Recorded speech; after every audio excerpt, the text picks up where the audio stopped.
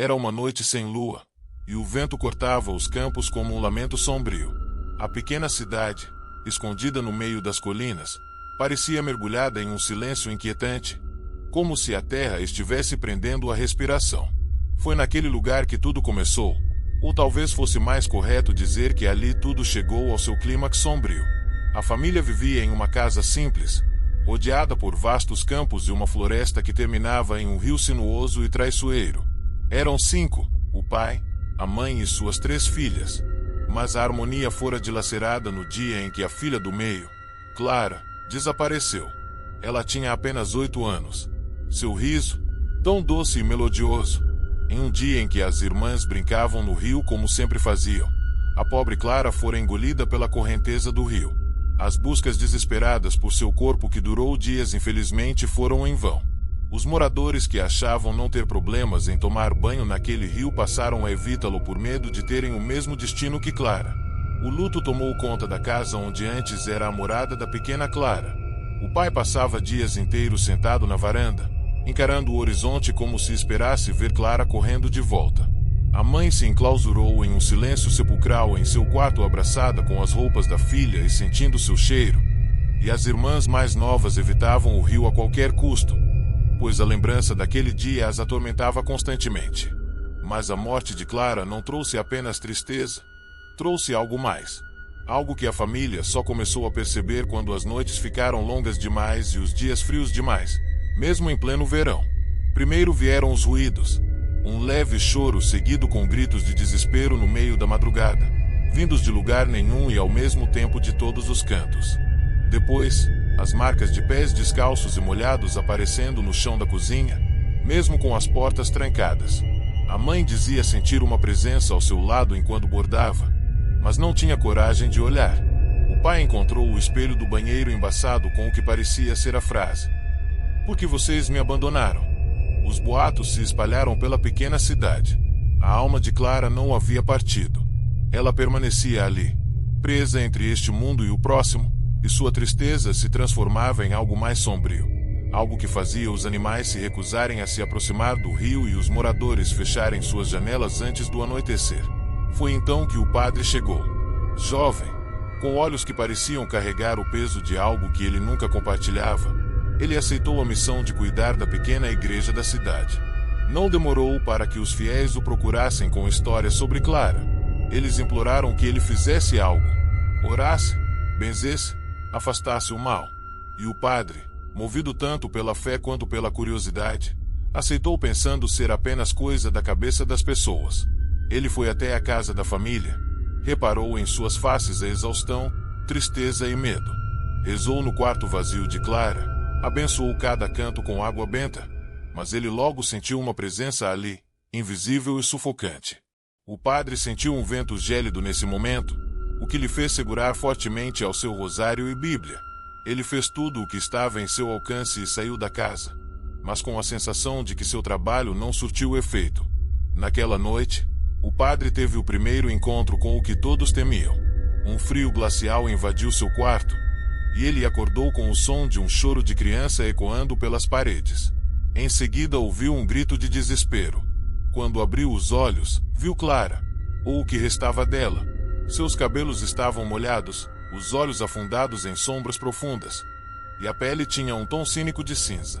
Ela não falava, apenas o encarava, no canto escuro do quarto, como se quisesse devorar sua alma com aquele olhar vazio, como se a culpa fosse dele por ela agir daquele jeito. Na outra noite Clara não deu paz ao padre. Além dos barulhos tenebrosos que emitia, ela derrubou uma vela que bateu na cortina e quase incendiou o quarto. Mas na terceira noite de tormento, o padre finalmente criou coragem e perguntou: "O que você quer, Clara?" A resposta veio como um sussurro que parecia surgir dentro da sua própria mente. "Por que ninguém me encontra? Porque a mamãe e o papai me abandonaram." A dor na voz dela era insuportável. Naquele momento, o padre entendeu que Clara não queria vingança. Ela queria ser encontrada, ser lembrada. Na manhã seguinte, ele pegou uma lanterna, uma mochila com suprimentos e foi até o rio. Durante 3 noites, ele explorou cada canto da mata que cercava a água. A cada passo, o cheiro de decomposição ficava mais forte, como se a terra estivesse guiando-o. Na quarta noite, ele a encontrou. O corpo estava enroscado entre as raízes de uma árvore submersa, em um ponto do rio que ninguém imaginaria procurar. Mesmo em estado de putrefação, os traços de Clara ainda eram reconhecíveis. O padre não hesitou. Enrolou o corpo em sua batina, ignorando o cheiro terrível e o peso do desespero, e o levou de volta para a família. Ao chegar com o embrulho e revelar o que tinha ali, a mãe caiu de joelhos, aos prantos. O pai apenas ficou ali parado em estado de choque sem emitir nenhuma palavra, com os olhos fixos na forma que ele sabia ser sua filha. O padre rezou. Rezou com uma intensidade que parecia fazer a casa inteira tremer. Ele pediu paz para Clara, para a família e para a cidade inteira. Quando terminou, uma brisa suave percorreu o ambiente, levando consigo o cheiro de morte. O ar que antes era gélido voltou ao normal, trazendo um calor reconfortante. Desde aquela noite, os ruídos cessaram, as marcas desapareceram, e a pequena cidade, finalmente, voltou a respirar. Mas, para quem olhasse atentamente para o rio, podia jurar que, em noites muito claras, uma silhueta infantil ainda brincava entre as águas, rindo suavemente, como se tivesse encontrado sua paz.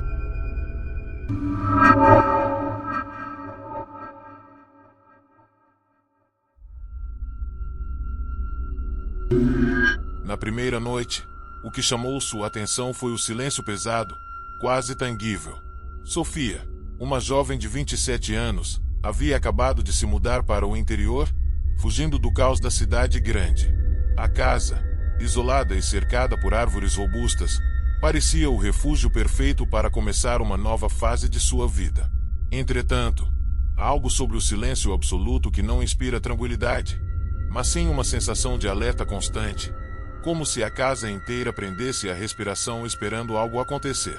Na segunda noite, à meia-noite exata, o silêncio foi quebrado. Inicialmente, Sofia pensou que sua mente estivesse pregando uma peça. Um som abafado, como o riso de uma criança, percorreu o corredor estreito que ligava a sala ao quarto. O som era sutil, mas carregava um eco perturbador, como se tivesse atravessado o tempo para chegar até ali. Tentando racionalizar, Sofia atribuiu aquilo à exaustão da mudança e ao cansaço acumulado. Mas o riso, breve e intermitente, continuava a ressoar por toda a casa. Na terceira noite, as risadas vieram acompanhadas de passos leves, como se pés descalços corressem pelo chão de madeira. Sofia, que tentava ler um livro no quarto, sentiu o gelo percorrer sua espinha. O som era inconfundível e parecia mais próximo a cada instante. Não era possível que aquilo fosse fruto da sua imaginação. Com o coração acelerado, ela decidiu investigar. A casa tinha uma arquitetura peculiar, com corredores estreitos e um porão que havia sido trancado com cadeados antigos. Sofia não sabia muito sobre a história da casa. A imobiliária apenas mencionara que estava vazia havia anos. Ao caminhar pelo corredor com uma lanterna, cada rangido do assoalho parecia amplificar sua tensão. Ao chegar ao fim do corredor, percebeu que a porta do porão estava ligeiramente entreaberta, algo que ela tinha certeza de que não estava assim antes. Dentro do porão, o cheiro de mofo e decadência era quase insuportável. A luz da lanterna tremulava nas paredes cobertas por manchas escuras.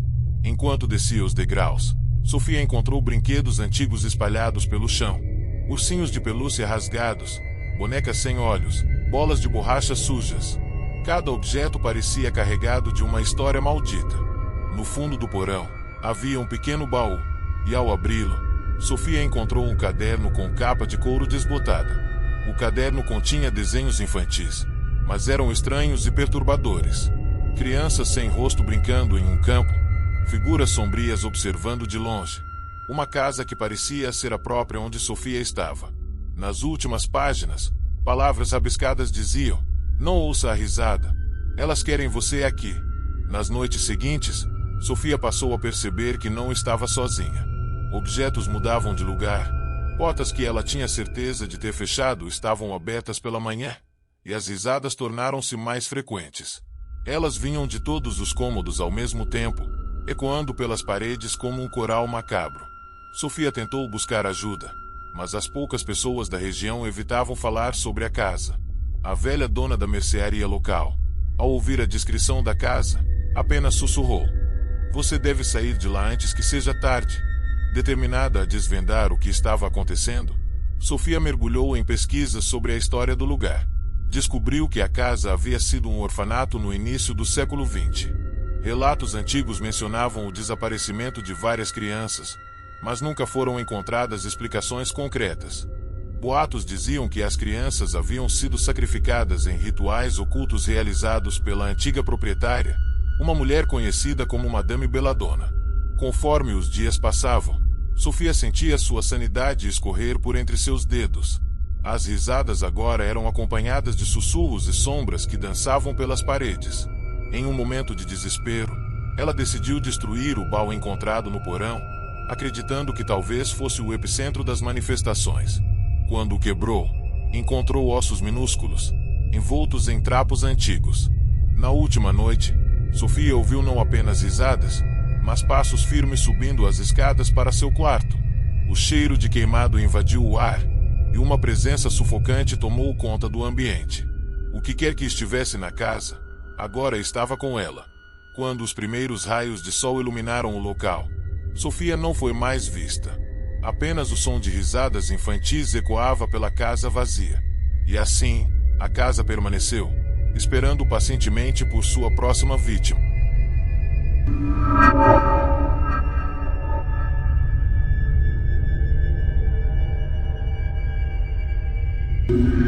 No momento em que Sofia retirou o espelho do embrulho velho e amarelado, sentiu um calafrio percorrer sua espinha.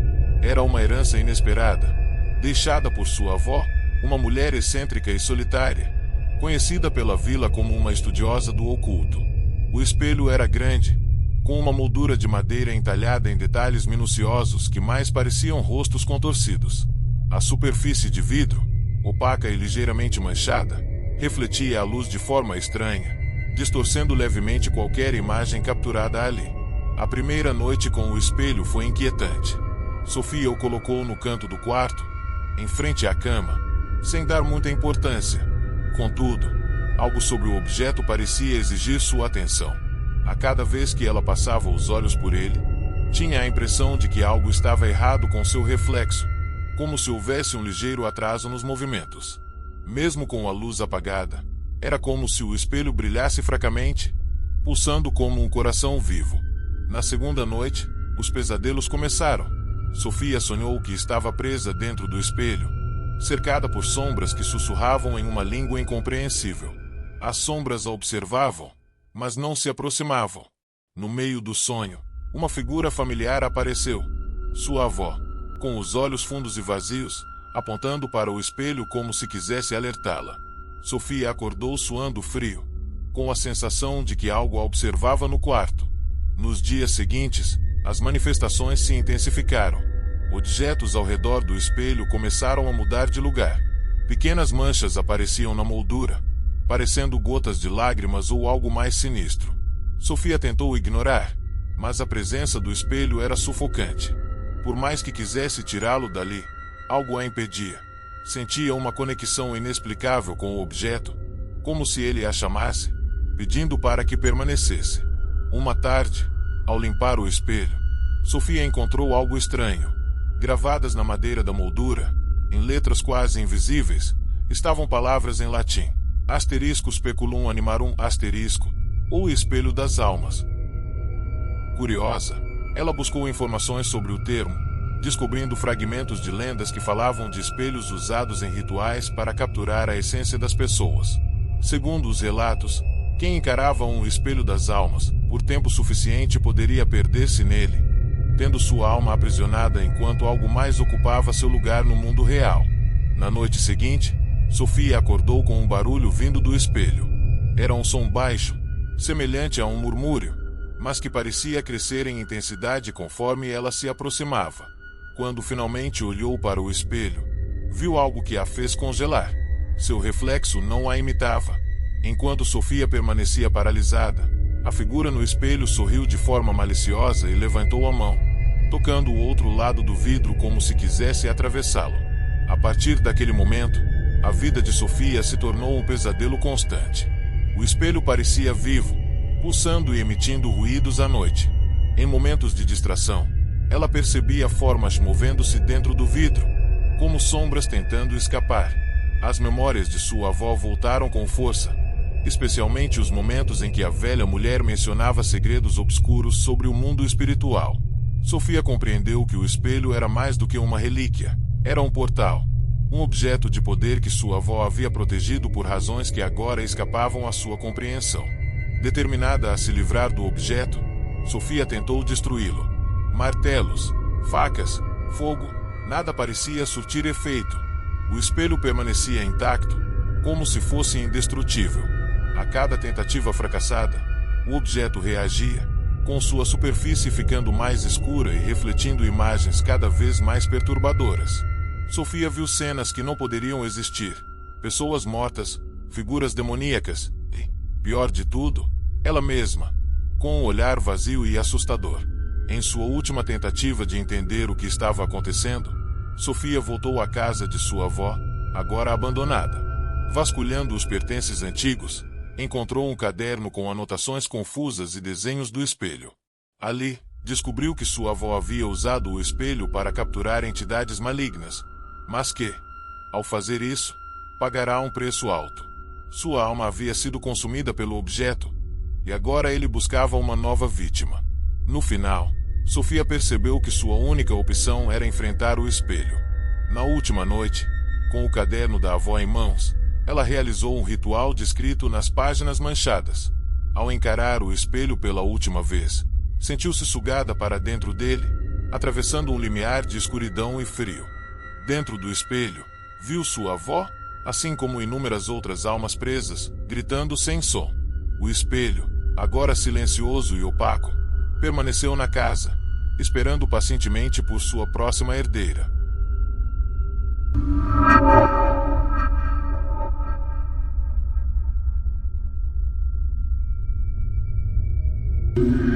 O grito cortou a noite como uma lâmina, despertando os poucos moradores da pequena vila de Pedra Branca. Mas foi na fazenda, cercada por vastos campos de milho ressecados e abandonados, que o som pareceu ecoar mais alto, atravessando as janelas quebradas e preenchendo cada canto daquele lugar esquecido pelo tempo. Era ali que Mariana havia escolhido recomeçar. Fugindo de uma vida marcada por perdas e traições, ela acreditava que o isolamento traria a paz que tanto buscava. A casa principal, coberta por trepadeiras secas e com a madeira rangendo ao menor toque, era tudo o que restava de uma antiga propriedade que um dia fora próspera. Mas havia algo na fazenda que o tempo não havia apagado. Algo que respirava nas sombras e observava em silêncio. Logo na primeira noite, enquanto desempacotava seus poucos pertences, Mariana notou que a atmosfera da casa era estranhamente opressiva. O ar parecia mais pesado, como se carregasse uma eletricidade invisível que eriçava os pelos de sua nuca. O silêncio não era apenas uma ausência de som. Era um vazio palpável, quase sufocante, interrompido apenas pelo som do vento que atravessava os campos e fazia as janelas tremerem. Na segunda noite, enquanto explorava o sótão, Mariana encontrou um baú antigo, coberto por uma camada grossa de poeira. Dentro, havia uma coleção de diários, todos escritos por diferentes mãos, mas com um tema recorrente: a descrição de algo que espreitava nos campos à noite. Alguns relatos mencionavam silhuetas que se moviam entre as fileiras de milho, enquanto outros falavam de sussurros que chamavam pelo nome dos moradores, convidando-os a sair. Os diários também continham desenhos, pequenas figuras deformadas e grotescas que pareciam humanas, mas não eram.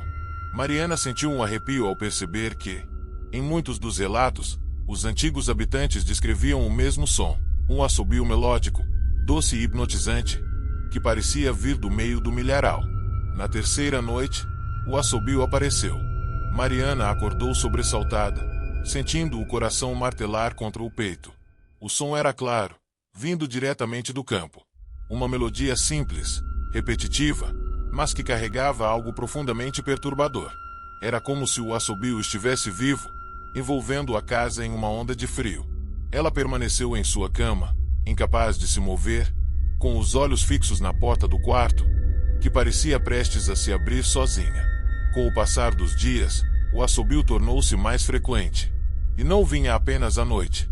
Durante o dia, enquanto caminhava pelos corredores da casa, Mariana podia ouvi-lo ao longe, como um eco que a seguia a cada passo. A presença invisível tornava-se mais audível, mais palpável. Objetos começaram a mudar de lugar. Paredes exibiam manchas que pareciam se espalhar como sangue absorvido pela madeira, e os espelhos refletiam algo que não era ela. Determinada a entender o que estava acontecendo, Mariana mergulhou nos diários, buscando respostas.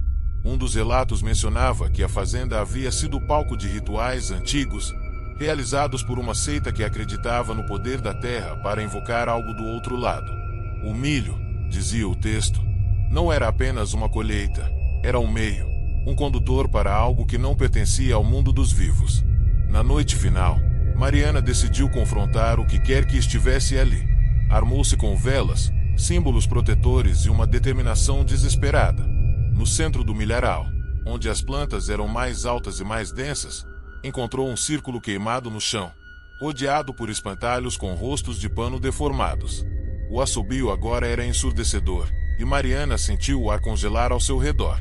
Algo saiu das sombras, uma figura alta e distorcida, com olhos que brilhavam como carvões em brasa. E antes que pudesse reagir, o mundo ao seu redor desapareceu. A fazenda permanece até hoje, intocada e evitada por todos. O assobio ainda pode ser ouvido nas noites mais silenciosas, ecoando entre os campos, enquanto a casa, agora coberta por uma escuridão eterna, espera pacientemente por sua próxima hóspede. Para mais relatos assustadores como esse, siga o Caçador de Assombração. Deixe seu like e assista aos outros vídeos no canal. Bons sonhos, caçadores!